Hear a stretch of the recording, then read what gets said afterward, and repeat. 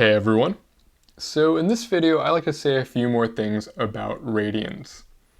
So we introduced this idea of radians in the last video, and we said that radians measure how far along the circumference you are of a circle, that is, in terms of the radius. Right, and so we said that 2 pi radians amounted to a full rotation of the circle, right? So this is 2 pi, and I'll write rad for radians, and this is equivalent to 360 degrees. And the idea behind this is that, well, you know, the circumference of any circle, no matter the size of the circle, is just based on the radius, right? The boundary of the circle, the measurement of the boundary, is just given by 2 pi times that radius. And so really, we can kind of think about going around the circle not in terms of just any unit of measurement, but in terms of how many radii we're going around the circle. And so really, this is the idea behind radians, is that 2 pi sets of our radius, we'll use the word radians, is going to wrap all the way around our circle. This is a full rotation.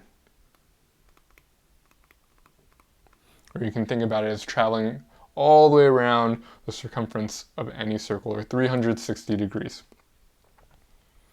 And so, you know, we can kind of take this idea and we can realize that, well, that would mean that half of that gives us half of the circle. So this would be pi radians, corresponds to 180 degrees.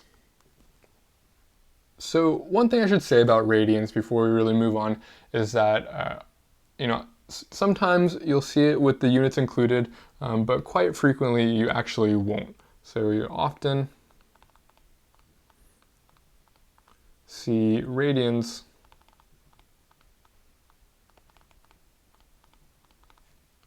without units.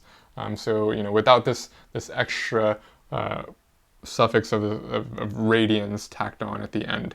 And this is because radians are a unitless measure. It's not an idea I really want to dig into, but I just want to let you know that you'll often see radians without that unit attached to it.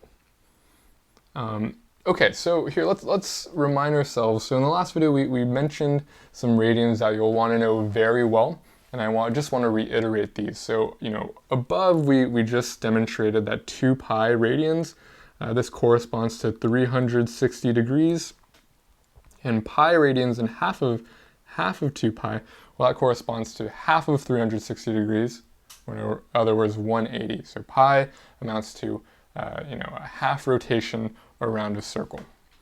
And if we kind of take this further, you know, 1/2 of that is 90 degrees. Right? So pi over 2 corresponds to 90 degrees, and then 1/2 of that, right? So half of pi over 2, that's 1/4 of pi. This is 45 degrees.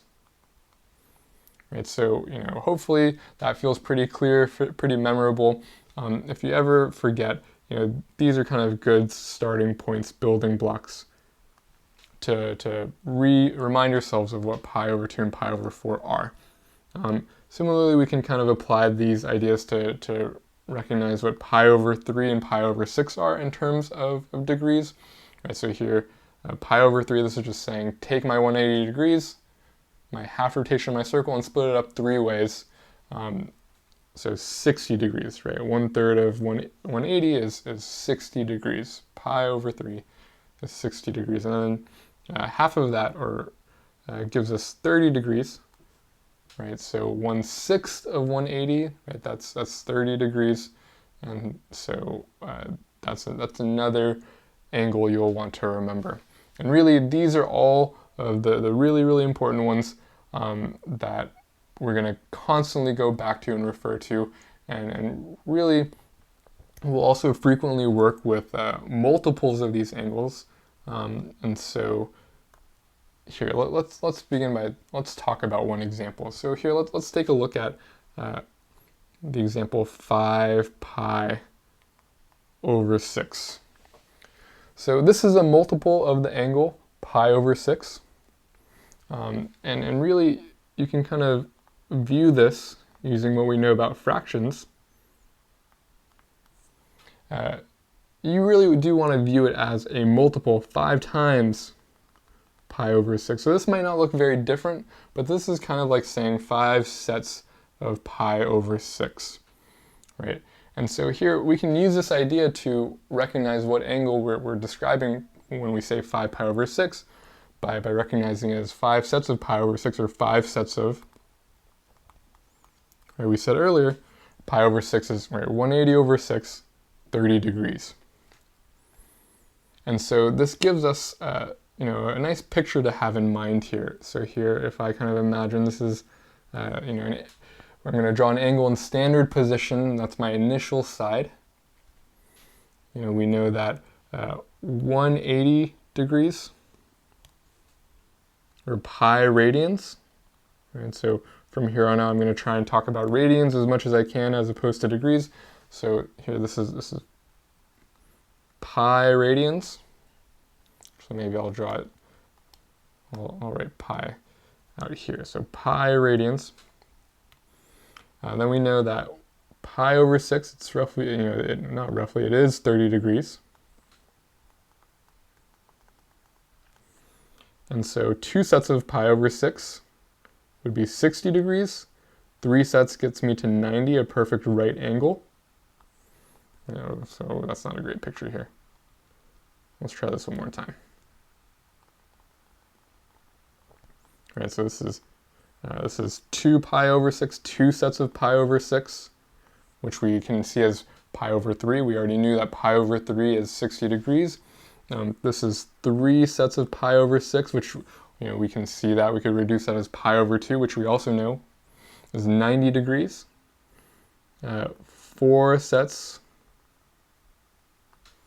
of pi over 6, right? 4 sets of 30 degrees. Give me 120 degrees, 4 pi over 6. And then really what we were looking for was 5 pi over 6, right? I'm saying that you can really see this as 5 sets of pi over 6. 5 times pi over 6. So really at the end of the day, 5 pi over 6 you can kind of view as this angle here.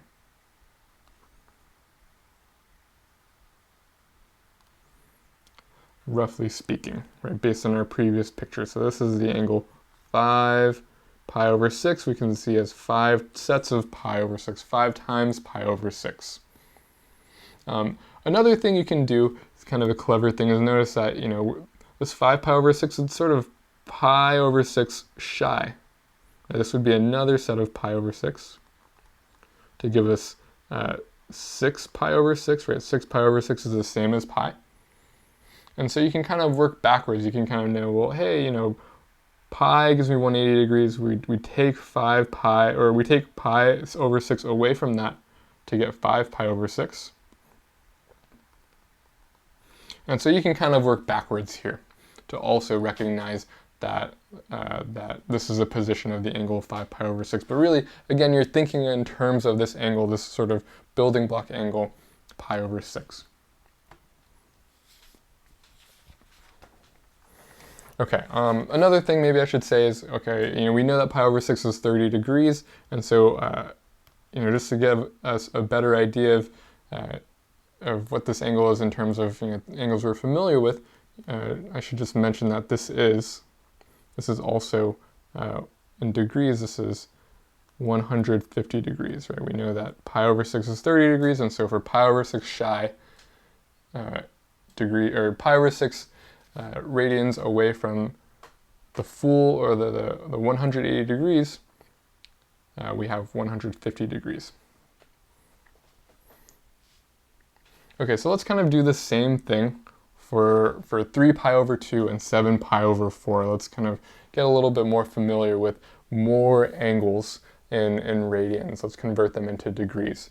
And so I definitely would encourage you to pause the video, try out these examples, rewrite them in degrees, and sort of identify them by you know, sort of seeing them as multiples of our most common angles.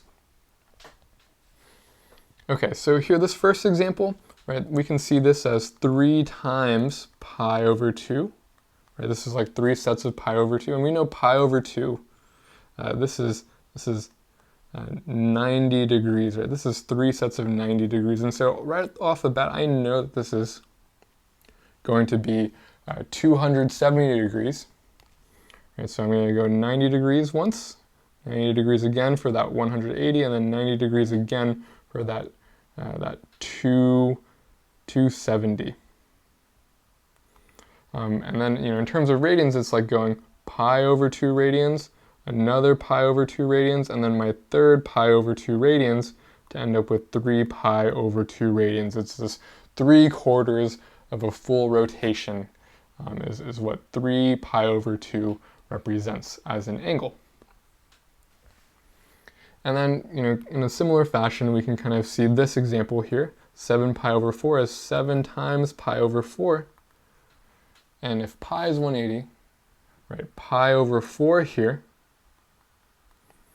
well, splitting up pi into 2 gives me 90 degrees. Splitting up pi into 4, so half of that 90 gives me 45. Right, this is 45 degrees, and we're saying take 7 sets of this. That's going to be our angle measurement. And so here, if I have my initial side, my 45 degrees, my pi over 4,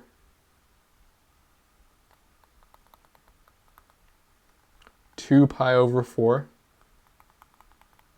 right, which is the same as pi over 2, my 3 pi over 4, my 4 pi over 4,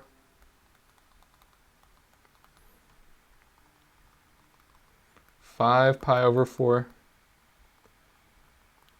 6 pi over 4, which is the same as 3 pi over 2, the thing we computed on the left side, and then lastly 7 pi over 4, right? 7 sets of pi over 4. And so really, the angle we're computing here, the angle we're examining here with that 7 pi over 4 radians is this full rotation here. You can also see it as we know 2 pi is a full rotation, and this is almost 2 pi, right? 8 pi over 4 would be the same as 2 pi. And so really, we can see that this is also, pi over 4 short of the entire rotation for 2 pi. Right, so that's another way you can identify this. Again, still sort of in terms of your building block angles. Okay, and so we recognize that this one on the left, that's 270 degrees, right? 3 sets of 90. This is, if pi over 4 corresponds to 45 degrees, then being 45 degrees shy of that full 360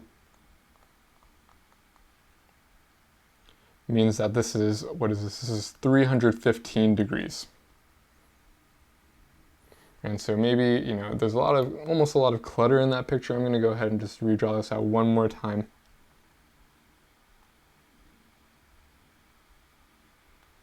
All right, so this is 7 pi over 4. This is 315 degrees. Okay, I feel like there's something else I want to mention, but I can't think of it. If it comes up, I'll definitely be sure to say it. Okay, so those are all these examples of angles that are multiples of our most frequently used angles, and really those are really going to be the ones we're going to work with all the time. But we should take a moment to talk about how we can determine radians of any particular angle in degrees, or vice versa. If I give you a random angle in radians, how would you decide what that should look like in degrees? And so the way we do this, the way we convert between radians and degrees, is by multiplying by this ratio, 180 degrees over pi radians. Right, this converts to degrees, or multiplying by the reciprocal, pi radians over 180 degrees. This converts to radians. And maybe to get a better sense of how these kind of conversions work, let's take a more relatable example of unit conversion, right? So, one common example that comes to my mind is this idea that 1 foot is the same as 12 inches, right? This is just how we've defined a foot in inches as the relationship between the two. And if we kind of think about this like an equation, we can sort of divide both sides by a foot, or we could divide both sides by 12 inches, and really we can see that there's sort of this relationship here that 1 foot divided by 12 inches, this is the same as 1, and it's the same really as 12 inches divided by 1 foot, right? 1 foot and 12 inches, they represent the same amount, the same length, and really, they're the same as 1, and we can kind of multiply this to any quantity we want without really changing that quantity, right? Because really this quantity is the same as 1 at the end of the day. And so to really get a better sense of how we can apply this unit conversion here, let's take a look at an explicit example. Let's say we wanted to convert 3 feet into inches. And so you probably have an idea of how you do this. There's 12 feet or 12 inches per foot, and so 3 times 12 gives me 36. But we can convert by maybe more methodically or systematically by multiplying by this conversion factor of 12 inches divided by 1 foot. And when we do that, well, we get 3 times feet, right? 3 sets of feet times 12 times inches, right? 12 sets of inches multiplied by 1 times 1 set of feet. And these factor of feet cancel out. And so we're left with 3 times 12, that's 36 inches, like we expected, and our units of feet are no longer in the picture. Right, so if we wanted to convert to these inches unit, we multiply by the conversion factor with inches in the numerator. Maybe let's kind of go in the other direction. Let's say we wanted to convert 27 feet, not feet, we already kind of did that direction, 27 inches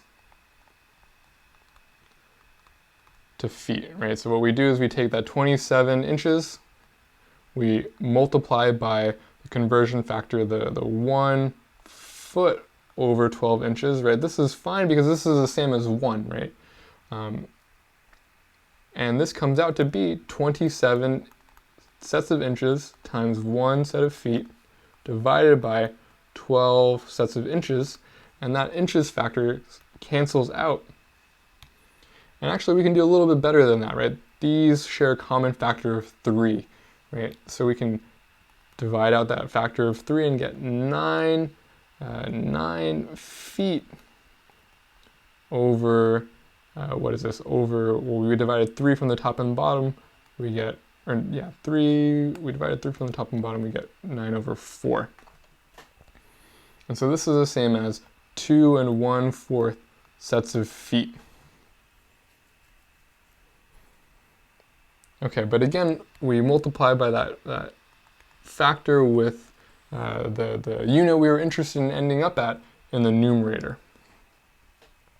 And so that's the idea of what we'll want to do with these multiplications of 180 degrees over pi radians or pi radians over 180 degrees. Right? They sort of amount to the same angle measurement. And so let's use this idea to convert these following angles. And pause the video, try these examples out yourself first, and we'll talk about them together. So if we want to convert 11 pi over 4 radians to degrees, what we want to do is we want to multiply 11 pi over 4 by 180 degrees over pi radians. But what happens is, right, this factor of, well, actually maybe I'll write it out like this. We get 11 times pi times 180 degrees over 4 pi, and the pi factors cancel out. 4 goes into 80, or 180, 45 times, right, 45 degrees. And so we have 11 times 45 degrees. And then how much is that? Well, I know 8 sets of those, right? 8 sets of 45 bring me to 360, right? So since 4 bring me to 180, 8 sets of them give me to 360. And then we've got 3 more on top of that, right? So here, maybe a quicker way to do this is right, this is the same as 10 times 45 plus an extra 45 on top, right? And so that gives me 450 degrees plus 45 degrees, which is 495 degrees. Right, the main idea I was using here is that 11 times 45 is the same thing as 11 sets of 45 added together. And so I know I can do 10 sets by multiplying 10 times 45, and then the 11th set is just add on 1 more. Okay, let's do this again, but for 75 degrees, and we can do this here by doing the sort of other unit conversion, right? This is 75 degrees multiplied by, maybe I'll pick a different color here. So here this was the pink problem, maybe I'll do this one as the blue problem. Right, so I'm going to do the unit conversion where I multiply by, I'm trying to get radians, so I'm going to multiply by pi radians over 180 degrees. And so here, I can see 75 degrees is 75 over 1. And so this is the same as 75 degrees times pi over 180 degrees. And these units of degrees cancel out.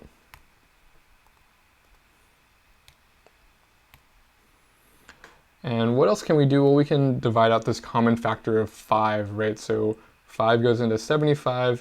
How many times? It goes in 10 plus 5. So this is 15 pi over, and then 5 goes into the denominator how many times? Well, I know it goes in 30 times to give me 150, and then still an extra 6 to give me that last set of 30. So this is 36.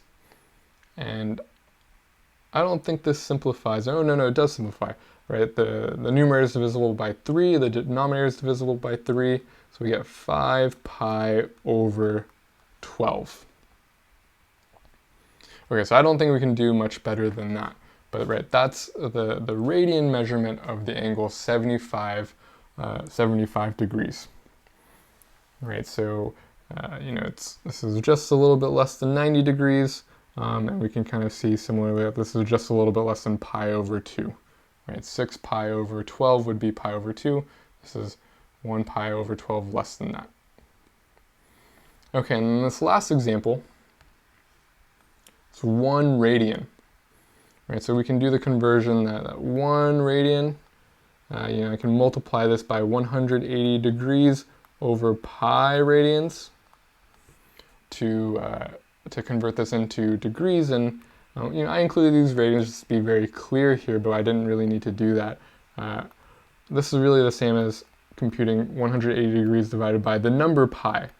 Right? So pi, I really want to emphasize this point. We're going to be using pi to talk about angles all the time, and really, it's when we say that pi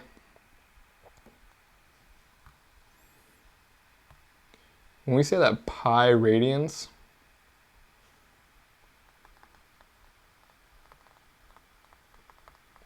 equals 180 degrees, this doesn't mean, does not mean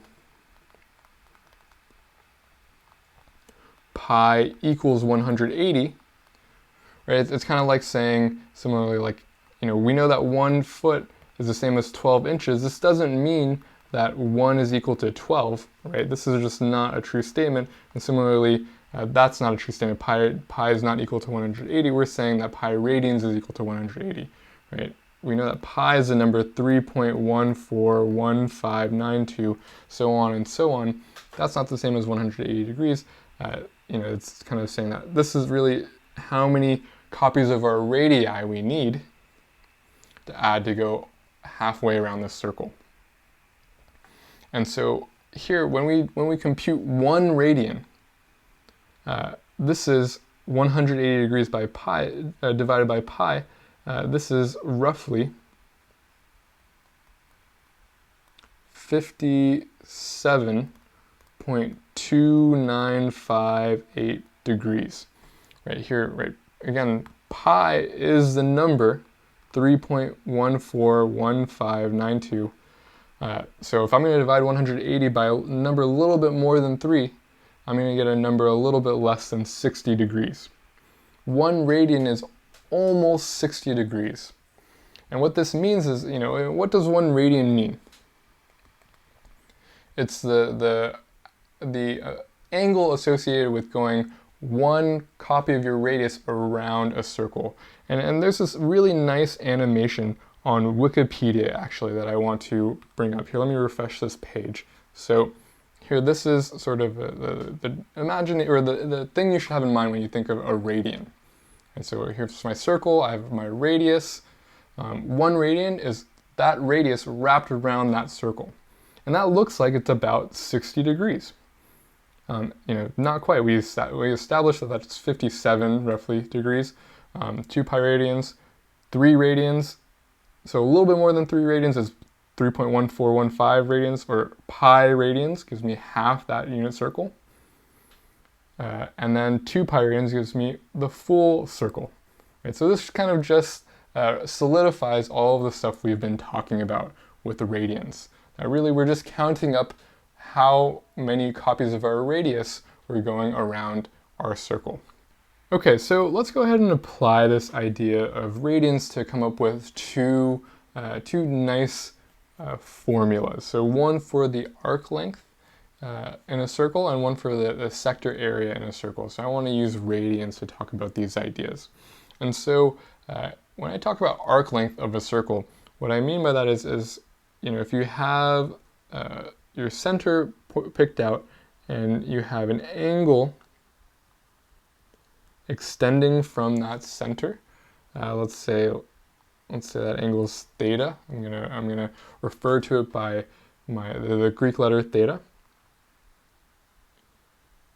The arc length of the circle associated to this angle of theta is this measurement here.